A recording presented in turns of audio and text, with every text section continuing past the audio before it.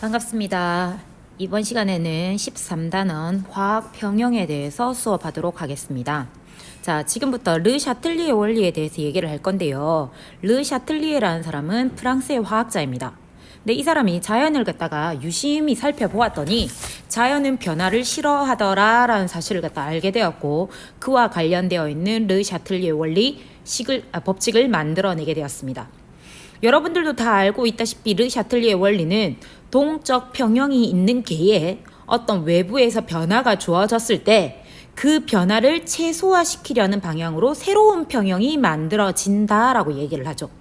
자, 그런데 여기에서 주어질 수 있는 외부의 변화는 농도에 대한 변화가 있을 수 있을 것이고, 온도에 대한 변화, 압력에 대한 변화들이 있을 수 있을 것 같습니다. 자, 농도에 대한 변화는 반응 물질과 생성 물질의 농도를 갖다 조절시키는 부분인데요. 만약에 반응 물질을 첨가를 시킨다라고 얘기를 한다면 이때 반응 물질을 증가시킨 부분을 최소화시켜야 되겠죠. 자, 그렇기 때문에 결국에는 반응 물질을 제거할 수 있는 방법이 뭐가 있느냐?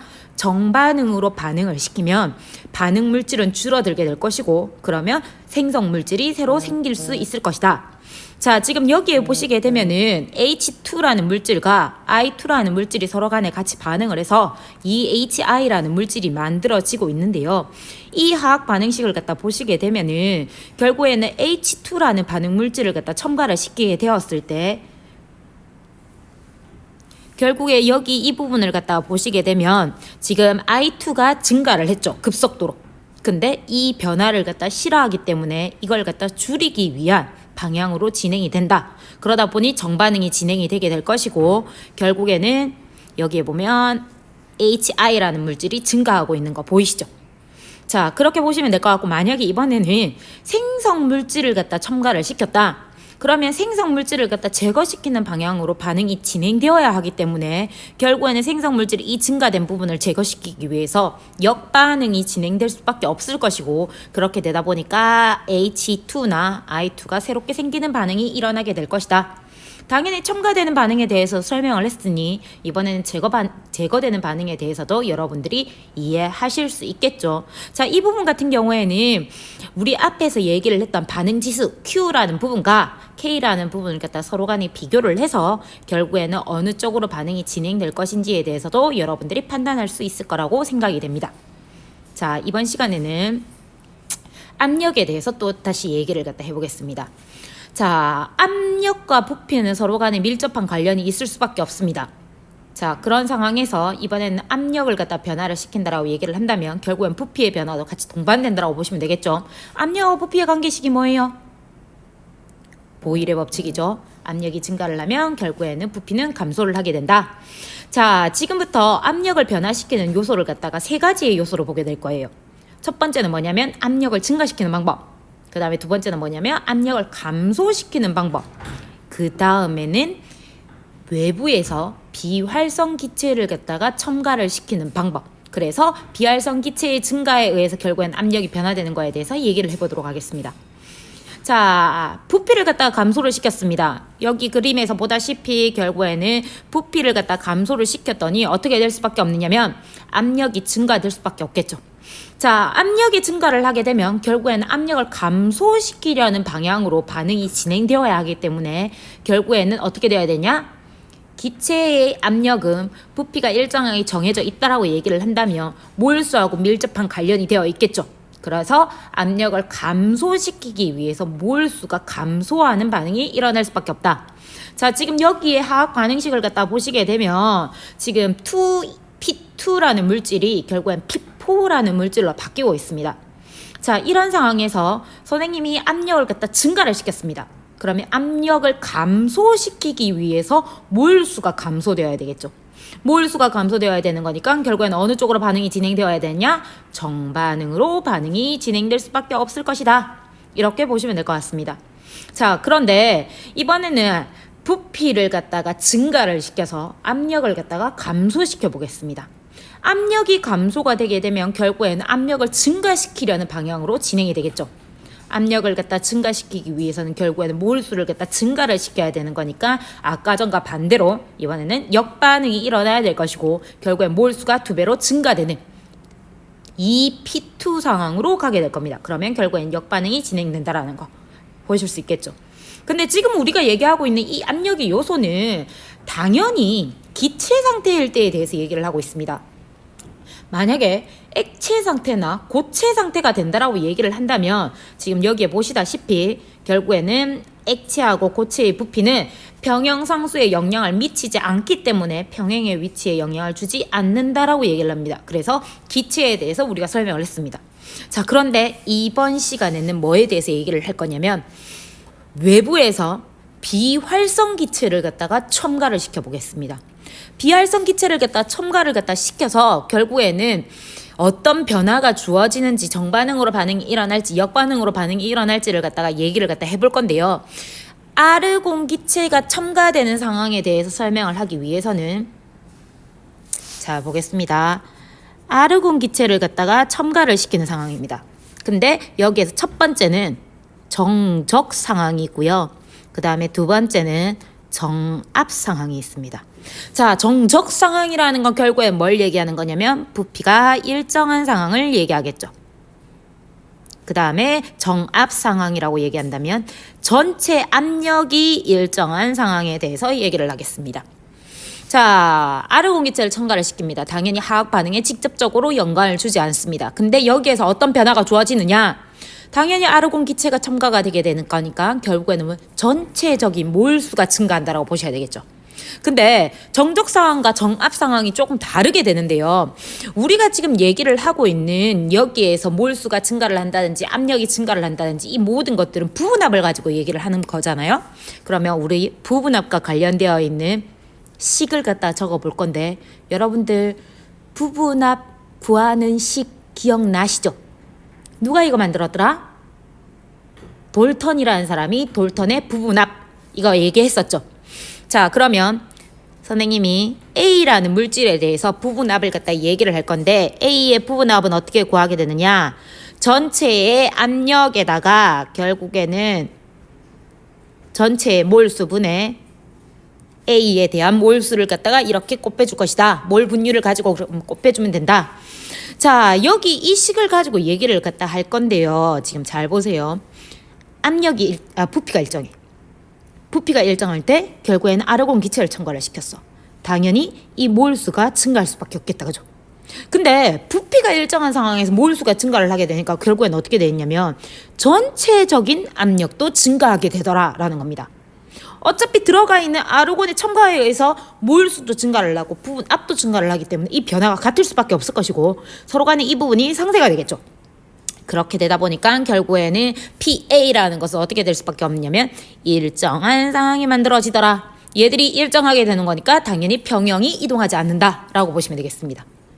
자, 그런데 이번에는 정압 상황에서 보겠습니다. A에 대한 부분압은 전체의 압력에서 결국에는 A에 대한 몰 분율을 가지고 곱해주면 되는데 이번에는 지금 정압 상황이기 때문에 이 전체적인 압력이 일정한 상황입니다. 그러니까 부피가 변하고 있겠죠.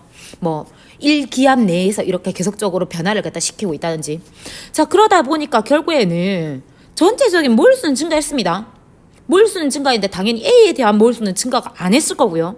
이 전체적인 압력이 일정한 상황이다 보니까 결국에는 어떤 상황이 발생하냐면 A에 대한 부분압이 감소할 수밖에 없더라. 얘들이 감소했어요. 그럼 부분압이 감소를 했으니까 결국에는 어떻게 돼야 되냐면 몰수가 증가하는 반응으로 반응이 진행되어야 되겠죠. 이해되시죠? 자, 그렇기 때문에 비활성 기체가 첨가되는 상황에서는 정적 상황이냐 정압 상황이냐에 따라서 얘들이 달라질 수 있기 때문에 여러분들이 잘 판단을 하시고 문제를 같은 걸 이 조건들을 갖다 잘 확인을 하셔야 된다는 겁니다. 이해되시죠? 자, 그러면 이번에는 온도 변화에 대해서 얘기를 갖다 조금 해보겠습니다. 자, 온도가 변하고 있습니다. 근데 우리 저번에 평형상수 얘기할 때요. 뭐에 대해서 얘기를 했냐면 평형상수를 변화시킬 수 있는 유일한 조건은 뭐라고 얘기했어요?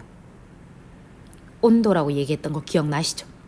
자, 그렇기 때문에 온도의 변화가 주어지게 되면 여기에서 평형상수도 변화가 될 수 있습니다. 그래서 그거부터 먼저 살펴보겠습니다. 여러분들 깁스 자유에너지 구했던 거 기억나시죠? 자, 비표준 상태에서 깁스 자유에너지는 델타 H-T 델타 S 이렇게 구합니다. 근데 표준 상태에서 델타 G 노트는 결국에는 어떻게 구하게 됐냐면 표준 상태에서 결국에는 플러스 RT 자연로그 Q를 갖다 하게 되었을 때 비표준 상태에서의 델타 G를 갖다 구할 수 있다. 그죠? 자, 그러면 이 상황 내에서 여기를 갖다 보시게 되면 만약에 평형 상태예요. 우리가 평형 상태라고 얘기를 한다면 결국에 델타 G는 0이다 라고 얘기를 갖다 했었잖아요. 여기 지금 이 그림에서 보시게 되면은 반응 좌표가 X축으로 나와 있고 Y축이 지금 자유에너지라고 되어 있는데 여기에서 보시게 되면은 지금 이 지점이 결국에는 Q가 K하고 같아지는 지점이 될 것이고 결국에 델타 G는 0이 되는 지점이니까 평형이다 라고 얘기할 수 있겠죠. 자, 그래서 평형 상태에서 델타 G는 0이 되게 될 것이고 Q하고 K는 같아지는 상황이 발생합니다. 그러다 보니 델타 G가 0이 되었죠. 자, 그래서 결국엔 델타 G 노트는 마이너스 RT의 자연로그 K 이렇게 나오게 되더라 라는 겁니다. 자, 그러면 이번에는 자, 아까 전에 우리가 유대했던 그 식을 갖다 그대로 가지고 와서요. 여기를 갖다 보시게 되면 마이너스 RT 자연로그 K는 델타 G 노트고 결국에 델타 G 노트라는 것은 델타 H 노트 마이너스 T 델타 S 노트 이렇게 된다라는 겁니다. 그러면 이 부분을 갖다가 자연로그 식으로 평형상수를 제외하고는 전부 다 넘겼습니다. 식을 갖다가 유도를 갖다 쫙 했더니 결국에는 어떤 상황이 나오느냐. K는 2의 마이너스 RT분의 자연로그 노트가 나오게 될 것이고 이 델타 G 노트를 결국에는 델타 H 노트 마이너스 T 델타 S를 갖다 집어넣어서 식을 갖다 적게 되면 결국에는 E는 마이너스 RT분의 델타 H 노트 플러스 R분의 델타 S 노트 이렇게 나오게 되더라는 겁니다. 근데 여기에서 보시게 되면 결국에는 어차피 이 요소는 온도하고 아무나 상관이 없는 부분이잖아요. 그렇기 때문에 우리가 지금 신경 쓸 부분이 아니에요. 자, 근데 이걸 가지고 결국에는 반트호프라는 사람이 반트호프식이라는 걸 갖다가 만들어냈어요. 근데 반트호프식을 갖다가 결국에는 서로 간에 다른 온도에서 온도 조건이 다를 때 K값하고 어떤 관계가 있는지를 갖다 나타낸 식이에요. 근데 자연으로 K2는 마이너스 RT2분의 델타 H 노트 플러스 R분의 델타 S 노트 이렇게 나오고요. 그 다음에 만약에 온도가 이번에는 T1으로 바뀌었다라고 치겠습니다. 그랬더니 LNK1은 마이너스 RT1분의 델타 H 노트 플러스 RT분의 델타 S 노트 이렇게 나옵니다.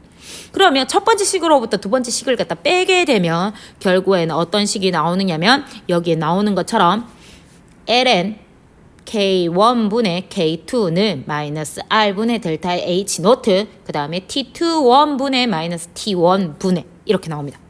근데 여기에서 엄청 중요한 얘기가 나와요. 우리가 지금 첫 번째 식에서 두 번째 식을 갖다 빼게 되는데 여기에서 우리가 이걸 갖다 빼면서 결국에는 어떻게 됐냐면 이 부분을 갖다 서로 간에 상쇄시켜 버렸어요. 그리고 결국에는 델타 H라는 놈을 온도 조건이 달라짐에도 불구하고 델타 H를 동일하게 뒀어요. 근데 이거 좀 안 이상해요. 우리 열화학 부분에서 이 부분 얘기했던 것 같은데 사실 온도가 조금 바뀌게 되면 델타 H 조건 바뀌잖아요. 그거 했던 거 기억나요? 자, 온도 조건이 바뀝니다. 그랬더니 델타 H도 바뀝니다. 이게 무슨 법칙이냐? 키르이호프 법칙이죠. 키르이호프 법칙에 의거를 하게 되면 온도가 증가를 하게 되면 델타 H도 변하죠. 그렇지만 우리가 지금 주어지는 온도 변화 조건은 절대 온도 조건이고 여기에서 온도 조건이 크게 변하지 않죠. 조금 미세하게 변하겠죠. 자, 그러다 보니까 델타 H는 그 변화율이 굉장히 작을 것이고 그러면 우리는 이 변화를 무시할 수 있을 것이다 라고 얘기를 해서 키르이호프는 델타 H를 동일하게 뒀습니다. 근데 델타 H만 동일하게 둔 상황이 아니라 어차피 R이라는 거 기체 상수니까 동일하게 뒀을 것이고 여기에서 보시게 되면 델타 S도 일정하다라고 뒀거든요. 근데 델타 S도 온도가 변하게 되면 변하지 않던가요? 변해요. 우리 DQ는 NCV분의 DT라든지 안 그러면 DQ는 NCP분의 DT 이래가지고 가역 등적 상황하고 가역 등압 상황에서 결국에는 온도 조건에 따라서 델타 S가 어떻게 변하는지 막 구하는 식 있었잖아요. 17장에서 했던 거 기억나죠? 그렇기 때문에 사실 온도가 증가를 하게 되면 델타 S 도트도 같이 변화가 일어나거든요.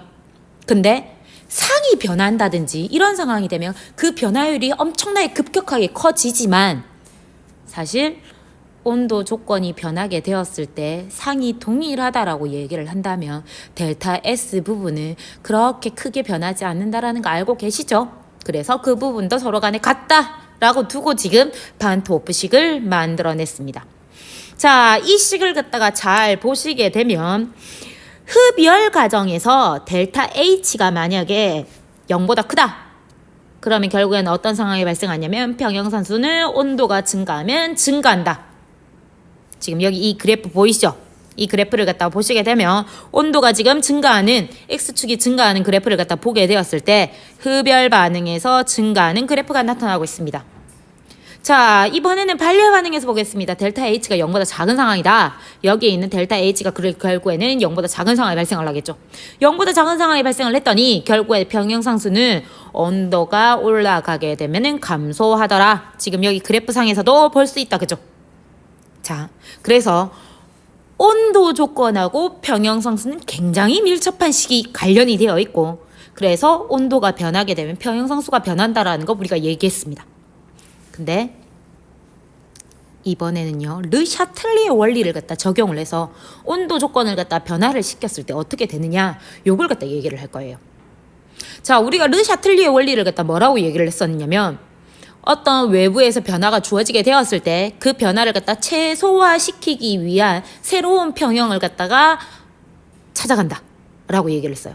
근데 선생님이 이번에는 온도를 갖다 올리는 상황이었습니다.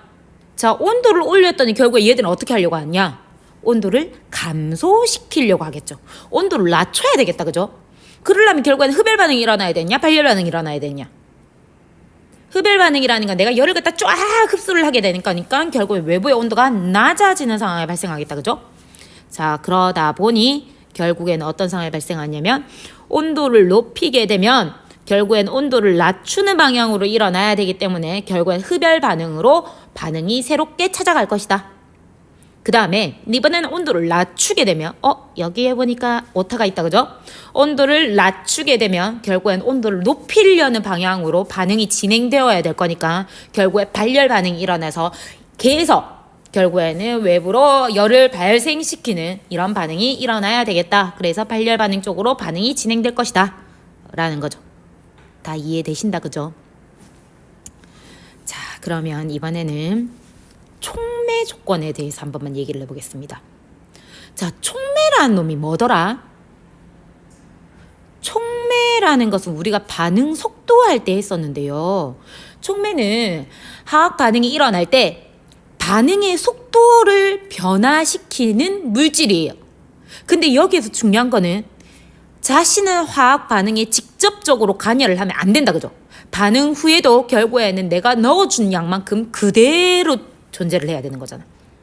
근데 촉매라는 놈이 반응 속도를 갖다 조절시킬 수 있는 가장 근본적인 이유는 뭐였어요? 여기에서 보다시피 결국에는 활성화 에너지를 조절시키는 부분이었죠.